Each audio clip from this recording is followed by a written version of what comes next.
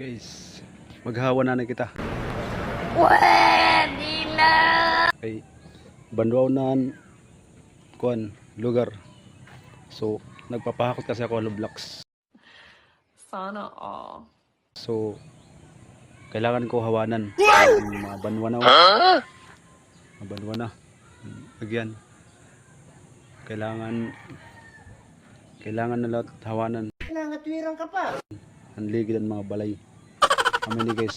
So, kami to. Hawanan tanay.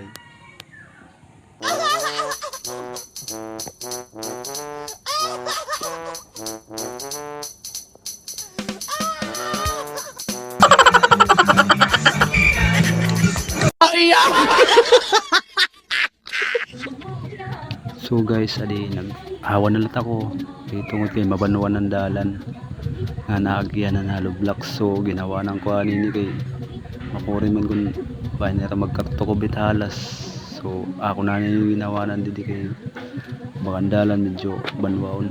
Amo kasi ni naagihan nga din halo blocks si medyo haro-hara ning agihan. So kailangan na akong mga tanggalon mga nakakabalabag nga kahoy.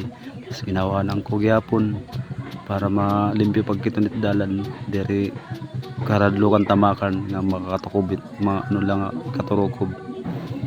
Amo gapit ya kaluwag adto banda kita ako ni himuan nga manukan.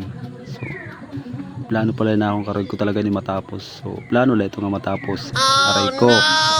Aray pakak, aray ngayong kwarta nga igtarapos. Amo la to mga suway ni nagtikang nagdapag katarapos kay mapasok kayan pasuan kuan adlaw pagpunuan maaram na mga nasanay kita naka atol sulod ng balay.